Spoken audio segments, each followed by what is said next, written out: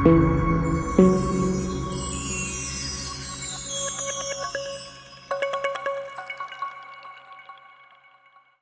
आदाब, सत श्री अकाल। मैं दुर्गेश कुमार एक बार फिर एक वीडियो में आपका स्वागत करता हूं। मैं आशा करता हूं कि आप लोग ठीक होंगे और अपने परिवार का ख्याल रख रहे होंगे और अपना भी साथ में ख्याल रख रहे होंगे। जैसे कि क्राइम की कहानी मैं आए दिन सुनाता हूं, लेकिन सिस्टम में कुछ फ़र्क नज़र नहीं आता है। शहर बदल जाते हैं, मोहल्ले बदल जाते हैं, स्टेट बदल जाते हैं, थाने बदल जाते हैं, लेकिन कहानी सेम वही होती है। कहानी उसी तरीके की होती है जैसे कि हमेशा से होती चली आई है। एक आम केस में ले लो, जैसे कि विटनेस है, फरियादी है, पीड़ित है। सभी को पता है, क्या पुलिस को नहीं पता है कि उसको धमकी आए दिन मिलती है कि या तो ये केस वापस ले लो, या फिर उसे पैसे का लालच दिया जाता है केस वापस लेने के लिए। क्या पुलिस को नहीं पता होता है? लेकिन फिर भी जो व्यवस्था मिलनी चाहिए वो व्यवस्था नहीं मिल पाती है। जो प्रोटेक्शन मिलना चाहिए वो प्रोटेक्शन नहीं मिल पाता है। ये सब बेसिक चीज़ें हैं। क्या पुलिस को नहीं पता होता है? पुलिस को पता होता है। फिर भी पुलिस को पता होता है, उसके बावजूद भी लोगों को पुलिस सुरक्षा नहीं मिल पाती है। एक आम इंसान को पुलिस सुरक्षा हमारे देश में नहीं मिल पाती है, क्योंकि गरीब इंसान को गरीब ही नज़र से देखा जाता है। क्या गरीब होना पाप है? पाप नहीं है, लेकिन गरीब को गरीब नज़र से देखा जाता है। जैसे आप और हम देखते हैं कि हमारे देश में कानून के सारे सिस्टम बड़े लोगों के लिए, छोटे लोगों के लिए कुछ भी नहीं हमारे देश में। आज जो मैं कहानी सुनाने जा रहा हूँ, ये कहानी बहुत दर्दनाक है, चीखें निकालने वाली कहानी है। हमीरपुर के दो परिवार दिवाली के बाद घाटमपुर में एक ईंट भट्ठे पर काम करने के लिए जाते हैं। उनके अंदर एक इच्छा होती है पैसे कमाने की। वो मेहनत करके पैसा कमाना चाहते हैं। अपने परिवार के साथ हमीरपुर से घाटमपुर के लिए जाते हैं। घाटमपुर ईंट भट्ठे पर जो ठेकेदार होता है वो शायद फुफेड़ा भाई होता है। जब ये लोग भट्ठे पर जाते हैं तो वहाँ काम करते हैं। इनके अंदर एक इच्छा थी कि दिवाली में हम ईंट के भट्ठे पर जाएंगे और शायद होली में वापस अपने घर आएंगे। होली का त्यौहार मनाने के लिए अपने घर पर आएंगे और होली का त्यौहार धूमधाम से अपने घर पर मनाएंगे। जैसे कि हमें और आपको पता है, लीप ईयर 29 फरवरी यानी कि 4 वर्षों बाद ये दिन देखने को मिलता है। हमें और आपको, हमारे देश के लोगों को 29 फरवरी को ये दिन देखने को मिलता है 4 वर्षों बाद। ये घटना है 29 फरवरी 2024 की। दो परिवार यानी दो सगे भाई हैं, उनके बीवी और बच्चे। दो लड़कियां हैं, चचेरी बहनें हैं। एक की उम्र है 14 वर्ष और एक लड़की की उम्र है 16 वर्ष। दोनों चचेरी बहनें। उनका सिर्फ काम इतना होता है कि अपने माँ बाप के लिए वो खाना तैयार करती हैं, खाना बनाती हैं। यानी कि घर का जो काम होता है, ये दोनों लड़कियां घर का काम देखती हैं और माँ बाप ईंट के भट्ठे पर काम करते हैं। ईंट का जो भी कारोबार होता है, जो भी काम होता है, माँ बाप ईंट का काम करते हैं, ईंट बनाते हैं और ये लड़कियां घर का काम देखती रहती हैं।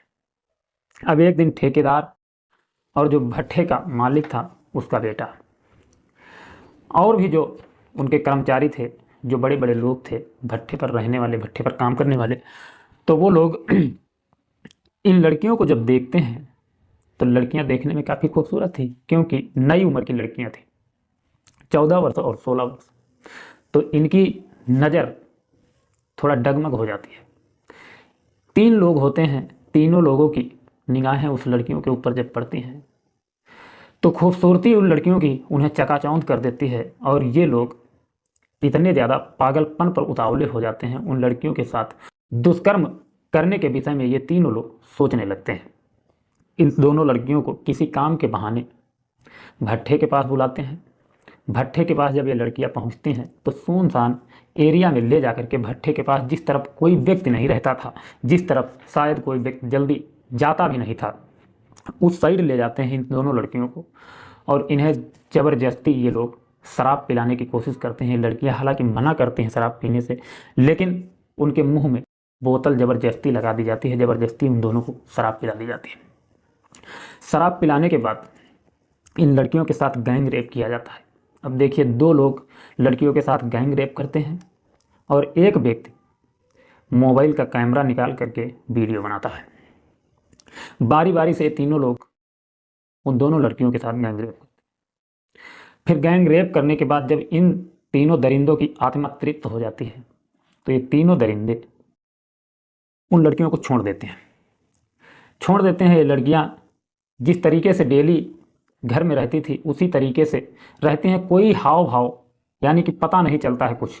28 फरवरी की बात है, शाम की। माँ बाप को कुछ भी नहीं पता चलता है, ना तो ये दोनों बच्चियां कुछ पता होने देती हैं। इन लड़कियों के अंदर एक डर था कि जिस दिन हमारे माँ बाप के सामने ये हमारे वीडियो जाएंगी। हालांकि वो लोग धमकाते भी हैं इन दोनों लड़कियों को, अगर कहीं भी कुछ भी जरा भी बताया या मुंह खोला तो ये वीडियो हम वायरल कर देंगे। ये धमकी उन बच्चियों को बहुत तकलीफ दे रही। दोनों बच्चियां मन में सोचती हैं कि जिस दिन ये वीडियो हमारे माँ बाप के सामने जाएंगे या समाज के सामने जाएंगे तो हमारे माँ बाप की गर्दन शर्म से झुक जाएगी। इज्जतदार लड़कियां थी। माँ बाप को जिस तरीके से आए दिन खाना खिलाती थी उसी तरीके से खाना खिलाती हैं। खाना खिलाने के बाद शाम के टाइम ये दोनों लड़कियां निकल जाती हैं और बता करके जाती हैं कि हम लोग टहलने के लिए जा रहे हैं। हालांकि डेली का रूटीन था कि खाना खाने के बाद लोग बाहर निकल कर टहलते थे। ये दोनों लड़कियां बता करके जाती हैं कि हम लोग टहलने के लिए जा रहे हैं, अभी थोड़ी देर में वापस आ जाएंगे। दोनों लड़कियां निकल लेती हैं। पूरी रात ये लड़कियां नहीं आती हैं। अब घर के लोग परेशान होने लगते हैं कि आखिर हमारी बच्चियां कहाँ गई। थोड़ी देर बाद आने को बता करके गई थी लेकिन वापस नहीं आए। काफ़ी ये लोग परेशान होने लगते हैं तो ढूंढने लगते हैं इधर उधर, लेकिन बच्चियों का कुछ भी अता पता नहीं चलता। सुबह हो जाती है, सुबह भी ये लोग ढूंढते हैं। ढूंढते ढूंढते परेशान हो जाते हैं। फिर एक शख्स बताता है कि 2 लड़कियों की लाश एक बेर के पेड़ में लटकी हुई है। हालांकि उस शख्स ने जब देखा तो उसका भी कलेजा कांप गया, क्योंकि चीखें निकालने वाला मंजर था। देखिए, ये दोनों लड़कियां आत्महत्या करने के लिए गई। एक दुपट्टा था और 2 लाशें।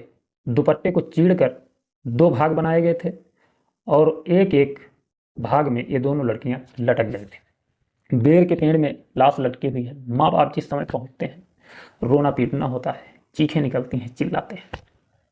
हालांकि कोई भी व्यक्ति हो अपने बच्चों को अगर इस हालत में देखेगा तो शरीर पर काबू नहीं रख पाएगा, क्योंकि लोग अपने बच्चों को बड़े नाजों से पालते हैं, बड़ी हिम्मत से पालते हैं। लेकिन माँ बाप जब देखते हैं तो चीखें निकल जाती हैं, लोग देखते हैं तो आत्मा कांप जाती है। इत्तेफाक से इन लड़कियों ने अपने एक रिश्तेदार को ये सारी कहानी बताई थी, जो भी हुआ था सारी कहानी बताई थी। उधर पुलिस को सूचित किया जाता है। मौके पर पुलिस पहुंचती है। इन लड़कियों की बॉडी को बेर के पेड़ से उतारा जाता है। उतार करके पोस्टमार्टम के लिए भेजा जाता है। सारी जांच पड़ताल होती है, लेकिन पुलिस भी उतना गौर नहीं करती है, क्योंकि एक मिडिल क्लास फैमिली का मैटर था।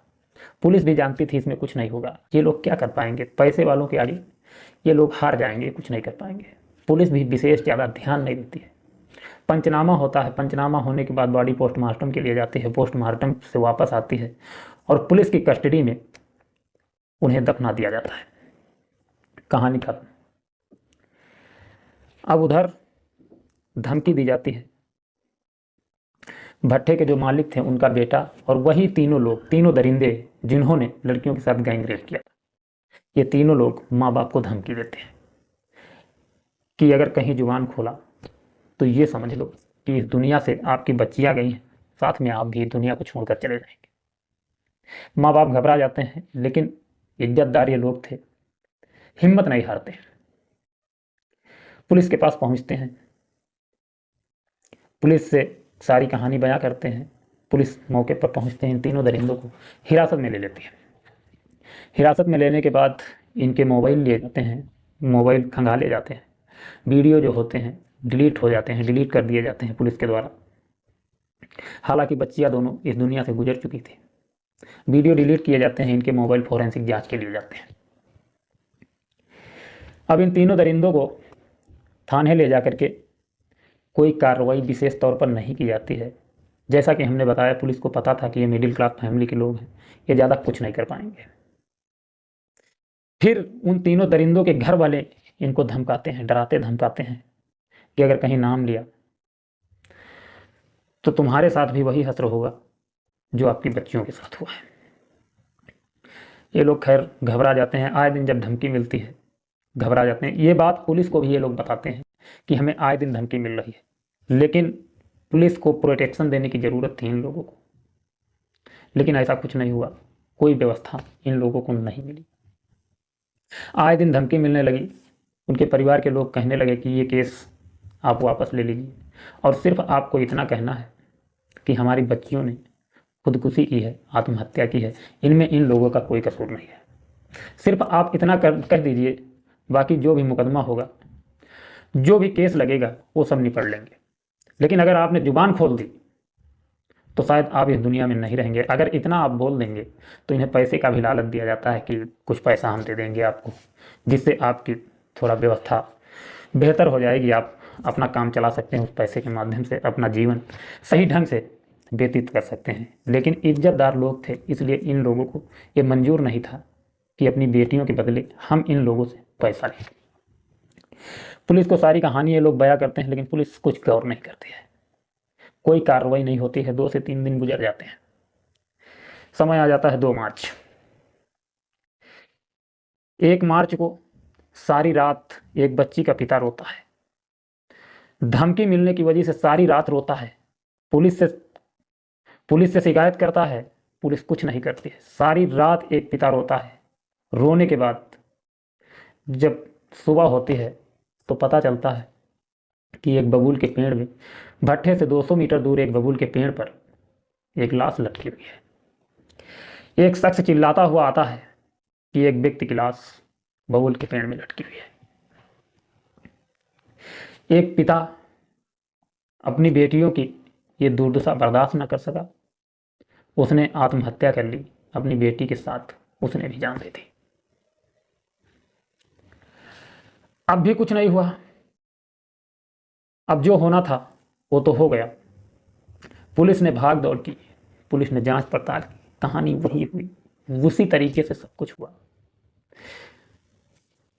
जो होना था। अगर यही पुलिस पहले कर चुकी होती, यही काम पुलिस ने पहले किया होता, तो शायद 2 बच्चियों के साथ एक पिता की जान बच जाती। लेकिन पुलिस ने ऐसा कुछ नहीं किया, काम वही किया। लेकिन एक पिता के गुजरने के बाद, जब एक बाप इस दुनिया को छोड़कर चला गया, तब काम वही हुआ। अन्यथा अगर प्रोटेक्शन इस परिवार को मिलता तो शायद एक बाप बच जाता। पुलिस की कस्टडी में ये परिवार अगर होता तो शायद ये लोग धमकी न दे पाते, और धमकी की वजह से एक बाप की जान न जाती। कहानी बहुत दर्दनाक रही, व्यथा बहुत दर्दनाक थी, सुनाने की इच्छा नहीं हो रही थी, लेकिन फिर भी हमने सोचा चलो, एक मिडिल क्लास फैमिली के लिए ना तो मीडिया सामने जाना चाहती है और ना तो पॉलिटिशियन सामने जाना चाहते हैं, क्योंकि इसमें होना कुछ नहीं है। पॉलिटिशियन वहाँ जाएंगे जहाँ गुस्सा ज़्यादा होगा, भीड़ ज़्यादा होगी, लोगों का आक्रोश ज़्यादा होगा।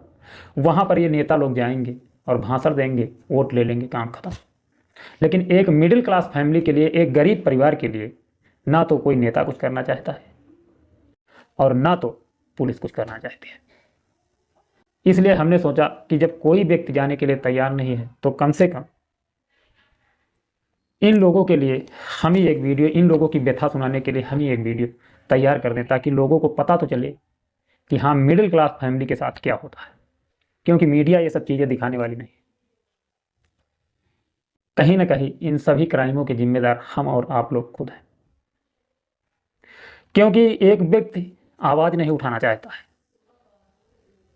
मामला दूसरे के घर का है, खुद के घर में अगर हो तो लोग चिल्लाएंगे, गिड़गिड़ाएंगे, लेकिन दूसरे के घर में अगर कोई मामला इस तरीके का हो तो लोग क्या सोचते हैं? लोग कहते हैं कि चलो छोड़ो, कोई बात नहीं, हमारे घर का तो मामला है नहीं, किसी परिवार का है, वो जाने, उनका काम जाने। इसी वजह से क्राइम बढ़ रहे हैं। अगर हम और आप लोग आवाज़ उठाने को तैयार हो जाएं तो शायद इस देश में क्राइम की संख्या कुछ कम हो जाए। आगे अब क्या कहूँ, कुछ कहने की हिम्मत होती नहीं है, क्योंकि इतने ज़्यादा क्राइम देखने को मिलते हैं, इतनी ज़्यादा घटनाएं सुनने की मिलती हैं जैसा कि पहले हमने बताया, सिस्टम में फर्क नज़र ही नहीं आता है। शहर बदल जाता है, इलाके अलग हो जाते हैं, स्टेट बदल जाते हैं, थाने बदल जाते हैं, लेकिन कहानी वही जो बरसों से चली आ रही कहानी वही होती है। इस घटना से लेना चाहूँगा इजाज़त। मिलूंगा नेक्स्ट वीडियो में। तब तक अपना ख्याल रखना, अपने परिवार का ख्याल रखना, अपने बच्चों का ख्याल रखना। जय हिंद, जय भारत।